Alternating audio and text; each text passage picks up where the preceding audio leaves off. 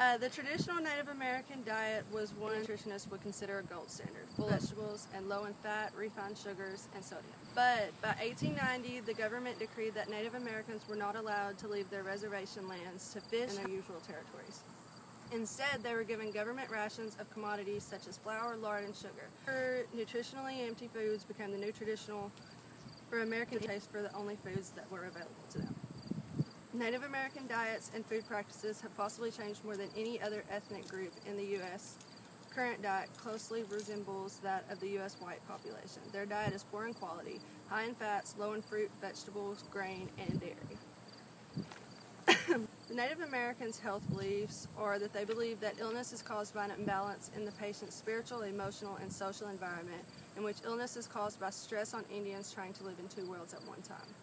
They exhibit a distrust of Western healthcare system based on abuses and belief that the system is based on greed rather than care for the individual. They believe that each person is put on the earth for a short time for a purpose, and when that purpose is accomplished, the person is ready to leave this world. Many contemporary Indians use white man's medicine to treat white man's diseases and use Indian medicine to treat Indian problems. Indian cultures do not speak of death, dying, or possibility of negative outcomes. Native American perspective, medicine is more about healing the person, not curing a disease, much like the influence of nursing practices. Patient and responsive, not the diseases.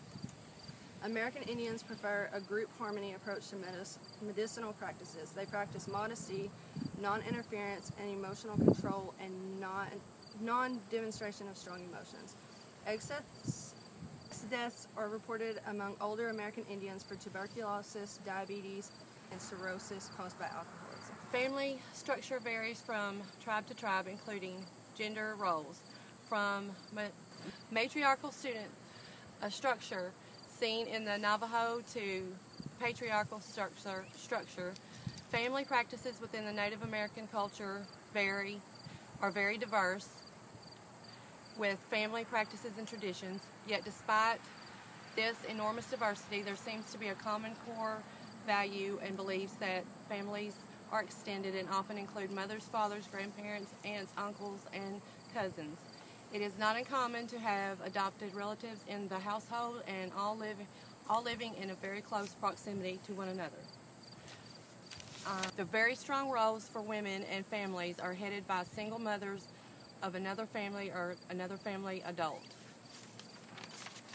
In communication and learning styles are collaborative factors in a Native American student's progress in school. A student's lack of interest in the school's curriculum or in their own abilities seem to be influential factors in this academic environment.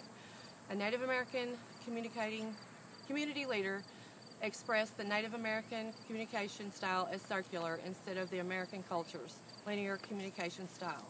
A Native American child who has grown up in a family with a circular communication style may have a difficult time learning from a teacher who is teaching environment.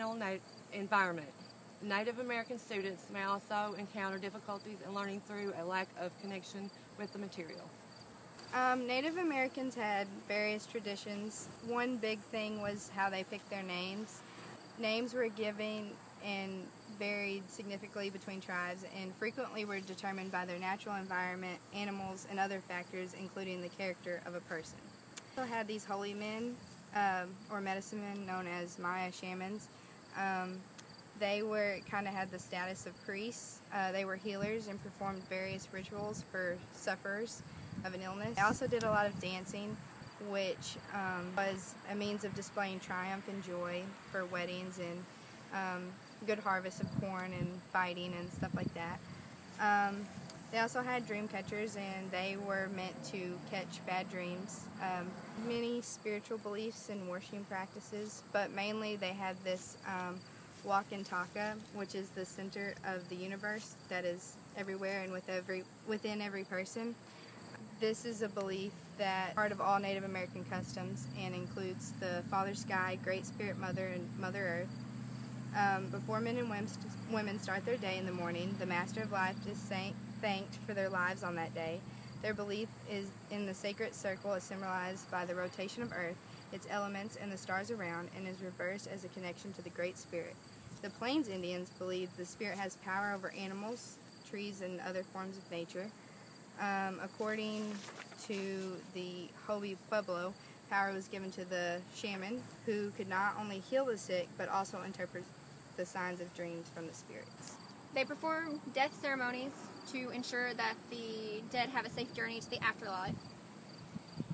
The Hopi Indians believed that those who lived a righteous life would have an easy travel, and the Navajo Indians believed living to be at an old age signified that they lived a good life. Those who died by suicide or other means of death would have a hard travel to the afterlife. A lot of them transferred to Catholicism, and they celebrate the All Souls Day, which is on November the 1st, and they believe that on this day many of their dead loved ones come and visit them. They also have the Green Corn Festival, which is where the corn has come to ripening, and they thank the Great Lord for their harvest, and until they thank Him, they cannot eat their corn. And they also have healing rituals, which brings the individual who's participating in it to oneness with themselves, their tribe, and their environment. And oftentimes they use herbal remedies to do this, and it drives away the evil and angry spirits that may be surrounding them.